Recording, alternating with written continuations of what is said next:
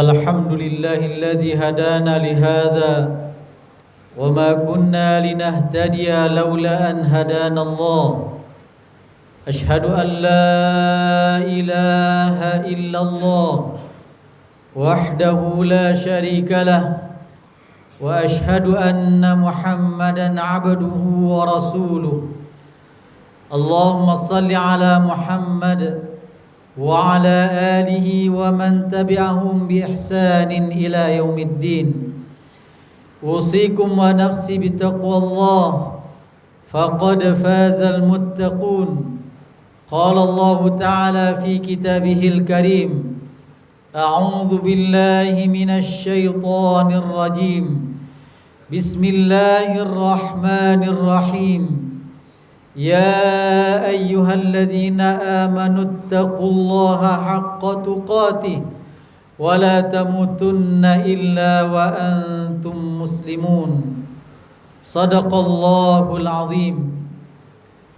Jemaah kaum muslimin sidang Jumat yang dirahmati Allah Subhanahu wa taala, di awal khutbah ini khatib mengajak kita semua untuk kembali memperbaharui takwa kita kepada Allah dengan menjalankan semua perintahnya dan meninggalkan semua larangannya.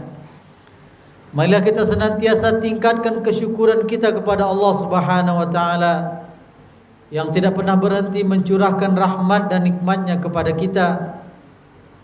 Alhamdulillah, kita bersyukur kepada Allah dengan izin dan taufik dari Allah. Saat ini kita bisa hadir di rumah Allah ini melaksanakan salah satu kewajiban kita, yaitu salat Jumat berjamaah. Semoga Allah terima salat kita ini, Allah ijabah zikir dan doa dan permintaan kita kepada Allah, dan Allah jadikan sebagai amal soleh yang memberatkan timang kita di akhir kala. Amin ya rabbal alamin.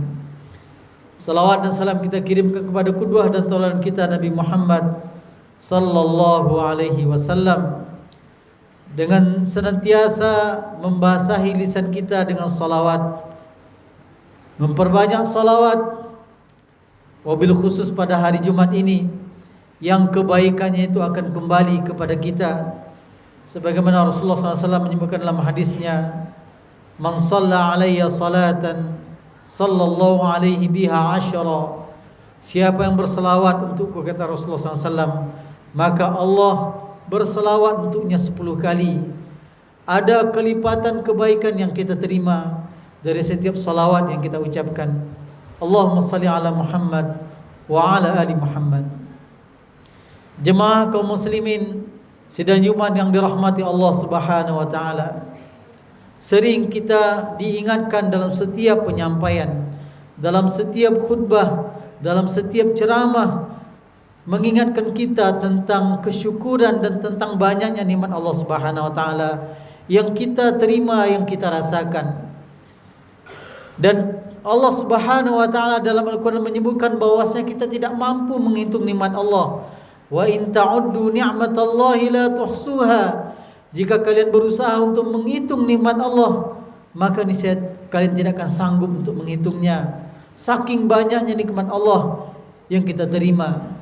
Nikmat Allah yang ada di diri kita, yang kita nikmati setiap hari, baik yang kita minta, dan betapa banyak nikmat Allah yang tidak pernah kita minta tapi Allah berikan. Mungkin di antara kita tidak pernah secara khusus meminta oksigen ataupun udara kepada Allah, tetapi Allah berikan kepada kita nikmat yang tidak putus. Yang kalau seandainya Allah cabut nikmat udara tersebut, Allah cabut nikmat oksigen tersebut, beberapa saat saja kita sudah akan kesulitan. Maka oleh sebab itu ada sebuah tuntutan kepada kita dari Allah Subhanahu wa taala dari semua nikmat tersebut, yaitu kita menjadi hamba yang bersyukur. Dan orang-orang yang bersyukur itu Allah katakan wa qalilum min ibadiyasy syakur. Dari sekian nikmat Allah yang Allah berikan kepada kita, namun kata Allah, sedikit di antara mereka yang mensyukuri nikmat Allah. Maka kita harus berusaha menjadi hamba yang bersyukur, mengerti, berterima kasih atas pemberian Allah kepada kita. Sesama manusia saja, ketika kita diberikan oleh teman kita, oleh saudara kita, oleh kawan kita sesuatu, Kita berterima kasih, kita merasa senang, kita merasa bahagia, kita menghormatinya karena pemberiannya tersebut.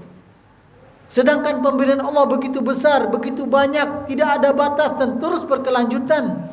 Maka jangan sampai kemudian kita menjadi hamba yang tidak mampu bersyukur. Dalam khutbah ini khatib ingin menyampaikan kesimpulan dari seorang ulama tentang makna syukur, tentang pilar-pilar kesyukuran yang nanti bisa kita lihat diri kita. Apakah kita sudah melengkapi pilar-pilar tersebut ataukah belum? Atau pilar tersebut belum kita bangun secara baik, maka perlu kita bangun pilar tersebut agar kita menjadi hamba yang bersyukur di sisi Allah Subhanahu wa taala. Imam Ibnul Qayyim Al-Jauziyah di dalam kitabnya Madarijus Salikin menyebutkan asyukru mabniyun ala khamsi qawaida. Kesyukuran itu dibangun di atas 5 pilar. Mari kita simak 5 pilar ini, 5 tiang ini, 5 syarat ini, dan kemudian kita lihat diri kita, sudahkah kita melengkapinya? Sudahkah kita menyempurnakannya? Yang pertama kata beliau, khudu'us syakir lil mashkur, yaitu orang yang mendapatkan nikmat dan dia bersyukur atas pemberian tersebut, biasanya atau idealnya atau semestinya dia akan patuh dan tunduk dan taat kepada zat yang memberikan nikmat tersebut.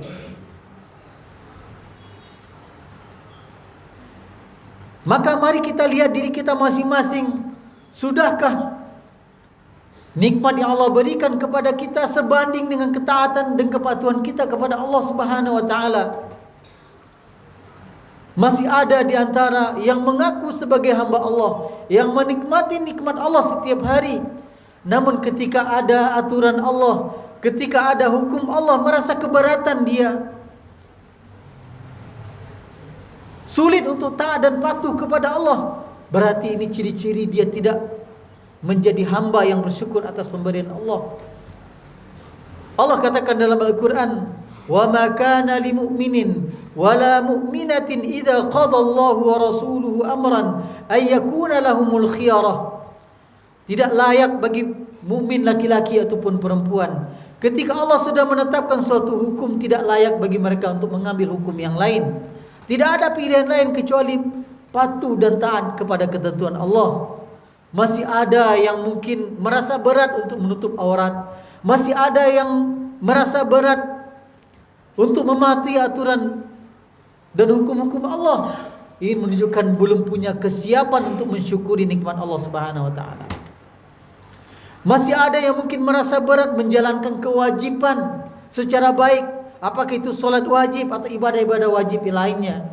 Kalau itu yang ada dalam hati dan pikiran kita, dalam perasaan kita, berarti kita belum memantaskan diri kita sebagai hamba yang bersyukur atas pemberian Allah. Karena mereka yang bersyukur, mereka yang mampu berterima kasih, biasanya bisa mematuhi, mengikuti apa yang dikatakan oleh pemberi nikmat. Ini yang pertama. Yang kedua adalah wa hubbuhu lahu. Tidak sekedar patuh dan taat mengikuti apa yang diperintahkan, tetapi kepatuhan dan ketaatan itu dibingkai dengan kecintaan.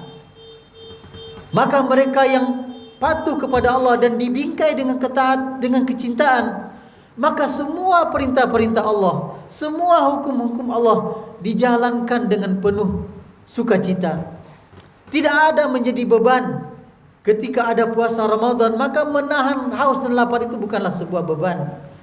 Ketika ada panggilan azan, maka dia datang memenuhi panggilan tersebut dengan penuh kebahagiaan, bukan dengan keterpaksaan. Hanya orang-orang munafik yang datang memenuhi panggilan Allah dengan rasa malas, dengan penuh keterpaksaan. Tetapi mereka yang beriman, mereka yang bersyukur kepada Allah Subhanahu wa taala akan datang dengan penuh kebahagiaan, karena dia merasa akan bertemu dengan kekasihnya, bertemu dengan zat yang maha mulia. Dia bisa mengadukan masalahnya, dia bisa meminta apa yang ingin dia minta. Maka pertemuan ibadah-ibadah, taqarrub ila Allah adalah sesuatu yang menyenangkan, maka itu muncul dan ada pada pribadi-pribadi yang bersyukur. Namun mereka yang kufur, maka kewajiban-kewajiban mungkin dijalankan tetapi tidak dengan kecintaan, mungkin dijalankan tetapi dengan penuh keterpaksaan. Dan tentu amal yang seperti ini tidak akan memberikan efek apa-apa kepada pribadi dan kehidupannya. Kemudian yang ketiga, pilar dari kesyukuran itu adalah wa'tirafuhu bi ni'matihi, yaitu mengakui bahwasanya nikmat yang dia terima itulah pemberian Allah. Kita menyaksikan ada orang-orang yang ketika dia susah meminta kepada Allah, ketika dia sulit meminta kepada Allah, dan ketika Allah berikan apa yang menjadi permintaannya, ketika Allah lapangkan apa yang menjadi kesulitannya, ketika Allah berikan jalan keluar dari masalah yang dia hadapi, kemudian dia lupa dengan pemberi nikmat tersebut. Dan bahkan di antara mereka ada yang sampai kepada menyombongkan dirinya bahwasanya apa yang dia dapatkan itu bukan berasal dari Allah tetapi merupakan kehebatan dirinya. Inilah yang Allah ceritakan tentang Qarun, seorang yang dahulu hidupnya susah, seorang yang dahulu hidupnya sulit, membutuhkan pertolongan dan bantuan orang lain. Kemudian dia diberikan kelapangan oleh Allah Subhanahu wa taala. Allah bukakan dunia baginya, Allah banyakkan hartanya, Allah mudahkan rezekinya. Namun ketika dibukakan dunia, diberikan harta, dia lupa dengan pemberi nikmat tersebut. Bahkan lebih dari itu, bukan sekadar lupa pemberi nikmat, kemudian dia menyatakan bahwasanya semua yang dia dapatkan itu karena kehebatannya. Inilah yang dikatakan Allah, ungkapannya ketika dimintakan untuk berbagi kepada orang-orang yang fakir, kepada orang-orang yang butuh, apa katanya? Innama utituhu ala ilmin indi. Allah abadikan dalam surah Al-Qasas. Dia katakan, sesungguhnya apa yang aku dapatkan ini, harta yang aku kumpulkan ini, itu semata-mata karena kehebatan ilmuku. Dia lupa bahwasanya ada yang memberikan nikmat, ada yang memberikan rezeki itu, yaitu Allah Subhanahu wa taala, tetapi dia tidak lagi mengakui. Maka orang yang bersyukur senantiasa mengembalikan semua nikmat tersebut dan mengakui bahwasanya ada zat yang memberikan nikmat, yaitu Allah Subhanahu wa taala. Inilah yang dicontohkan oleh Nabi yang mulia, Nabi Sulaiman alaihissalam. Ya Allah berikan kelebihan, Allah berikan nikmat yang tidak diberikan kepada yang lain. Allah berikan dia kemampuan bisa memahami bahasa binatang, sehingga percakapan komunikasi binatang itu dia paham. Namun dia tidak sombong, dia tidak lupa diri dan tidak lupa dengan yang memberikan nikmat itu, yaitu Allah Subhanahu wa taala. Sehingga beliau katakan, hadza min fadli rabbi. Ini merupakan fadlun, keutamaan, anugerah, nikmat dari Allah. Dia tidak sombong dengan kemampuan dia bisa memahami bahasa binatang, tetapi dia ingat zat yang memberikan nikmat tersebut, yaitu Allah Subhanahu wa taala. Bahkan lebih dari itu, bukan sekedar mengakui itu pemberian Allah, tetapi dia juga sadar bahwasanya pemberian Allah itulah ujian dari Allah. Sehingga beliau katakan, hadza min fadli rabbi aashkuru am akfur. Apakah aku mensyukuri pemberian Allah ini, ataukah aku kufur dengan nikmat yang Allah berikan? Lebih jauh lagi, bukan sekedar mengakui tetapi menyadari bahwasanya di balik nikmat itu akan ada pertanggungjawaban. Dari mana kita mendapatkan harta, dari mana kita mendapatkan nikmat, dan untuk apa digunakan. Itu yang ketiga. Yang keempat adalah wa thana'u alaihi, senantiasa memuji pemberi nikmat. Maka sudah selayaknya ketika Allah mudahkan urusan kita, ketika Allah lapangkan rezeki kita, Harus ringan lisan kita mengucapkan alhamdulillah.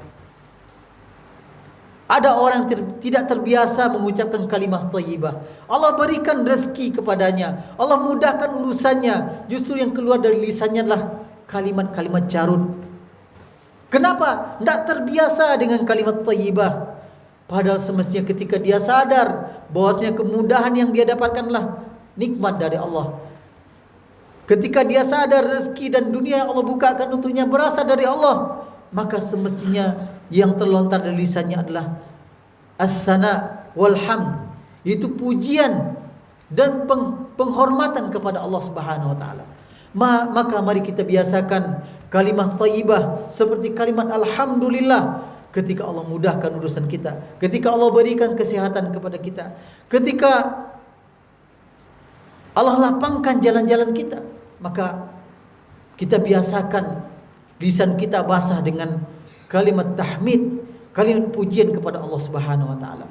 Kemudian yang kelima, yang terakhir, kata Imam Ibnul Qayyim adalah wa alla yasta'milaha fima yakrah. Tidak menggunakan nikmat pemberian Allah tersebut untuk hal-hal yang dibenci oleh Allah Subhanahu wa taala. Ini sangat penting sekali. Jangan sampai nikmat harta yang Allah berikan kepada kita, kita belanjakan untuk sesuatu yang haram. Nikmat kesehatan, kekuatan yang Allah berikan kepada kita, kita gunakan kekuatan dan kesehatan tersebut untuk melakukan yang haram, untuk melakukan sesuatu yang tidak disukai oleh Allah Subhanahu wa taala. Ini tanda-tanda orang yang kufur. Maka jangan kita tertipu dengan orang-orang yang Allah bukakan rezeki, Allah mudahkan rezekinya, Allah berikan kesehatan kepadanya, Allah berikan kedudukan, pangkat dan seterusnya, tetapi dia bermaksiat kepada Allah, bahkan menampakkan maksiatnya. Jangan tertipu bahwasanya orang-orang seperti ini Allah ridho dengannya karena hidupnya begitu lapang, begitu banyak fasilitas. Tidak, karena ridho Allah itu tidak diukur dengan lapangnya kehidupan dunia, dengan banyaknya harta. Tidak dengan itu diukur, tapi ridha Allah diukur seberapa taat dan patuh kita kepada Allah. Justru ketika kita melihat orang-orang yang bermaksiat tetapi hidupnya nyaman-nyaman dan lapang saja, kita harus hati-hati. Seorang ulama mengingatkan, idza ra'aita Allah azza wa jalla sabighan ni'amahu 'alaika wa anta ta'sihi falyahdhar. Jika engkau melihat Allah Subhanahu wa taala melapangkan hidupmu, memberikan nikmat yang banyak, tetapi engkau senantiasa bermaksiat kepadanya, fahdhar, maka hati-hatilah. Karena bisa jadi itu menjadi Allah memberikan tempat jatuh kita semakin tinggi. Sanastadrijuhum min haitsu la ya'lamun. Kami sangat mungkin memberikan istidraj, membiarkan semua keinginan manusia, sekalipun dia bermaksiat, untuk apa? Untuk tiba-tiba kemudian Allah cabut ketika dia berada pada tempat yang sangat tinggi. Maka itu merupakan musibah dan bencana. Jangan kita tertipu dan terlena dengan kelapangan hidup, sementara ketaatan dan ibadah kita begitu sedikit naik kepada Allah. Nikmat Allah begitu banyak turun kepada kita, ketaatan kita sedikit naik kepada Allah, maka kita perlu hati-hati. Inilah 5 pilar dari kesyukuran. Semoga kita bisa menjadi hamba yang bersyukur, masuk dalam kelompok dan golongan yang sedikit, melalui pintu kesyukuran dengan menyempurnakan pilar-pilar kesyukuran yang kita sampaikan tadi. Semoga apa yang kita sampaikan bermanfaat dan menjadi ibrah dalam kehidupan kita. Aqul qouli hadza wa astaghfirullah li wa lakum wa li sairil muslimina wal muslimat fastaghfiruh innahu huwal ghafurur rahim.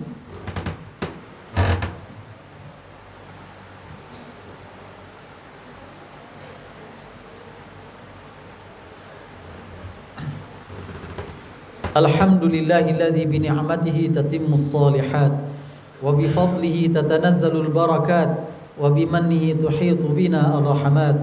Asyhadu an la ilaha illallah وحده لا شريك له وأشهد أن محمدا عبده ورسوله اللهم صل على محمد وعلى آله ومن سار على نهجه واتبع سنته إلى يوم القيامة أوصيكم ونفسي بتقوى الله فقد فاز المتقون قال الله تعالى في كتابه الكريم أعوذ بالله من الشيطان الرجيم بسم الله الرحمن الرحيم يا أيها الذين آمنوا اتقوا الله وقولوا قولا سديدا يصلح لكم أعمالكم ويغفر لكم ذنوبكم ومن يطع الله ورسوله فقد فاز فوزا عظيما إن الله وملائكته يصلون على النبي يا أيها الذين آمنوا صلوا عليه وسلموا تسليما اللهم صل على محمد في الأولين وصل على محمد في الآخرين وصل على محمد في الملأ الأعلى إلى يوم الدين اللهم اغفر للمسلمين والمسلمات والمؤمنين والمؤمنات الأحياء منهم والأموات إنك سميع قريب مجيب دعوات يا قاضي الحاجات اللهم ربنا ظلمنا أنفسنا وإن لم تغفر لنا وترحمنا لنكونن من الخاسرين اللهم حبب إلينا الإيمان وزينه في قلوبنا وكره إلينا الكفر والفسوق والعصيان واجعلنا من الراشدين اللهم احفظ أولادنا وبناتنا من كل مكر وسوء وفتن ما ظهر منها وما بطن اللهم احفظهم من كل مكر يا رب العالمين اللهم حبب إليهم الإيمان والإسلام والقرآن والصلاة والعلم والعلماء والدعوة والعمل الصالح اللهم حبب إليهم كل خير يا رب العالمين اللهم ربنا آتنا من لدنك رحمة وهيئ لنا من أمرنا رشدا اللهم ربنا آتنا في الدنيا حسنة وفي الآخرة حسنة وقنا عذاب النار عباد الله إن الله يأمر بالعدل والإحسان وينهى عن الفحشاء والمنكر والبغي يعظكم لعلكم تذكرون فاذكروا الله العظيم يذكركم واسألوه من فضله يعطكم ولذكر الله أكبر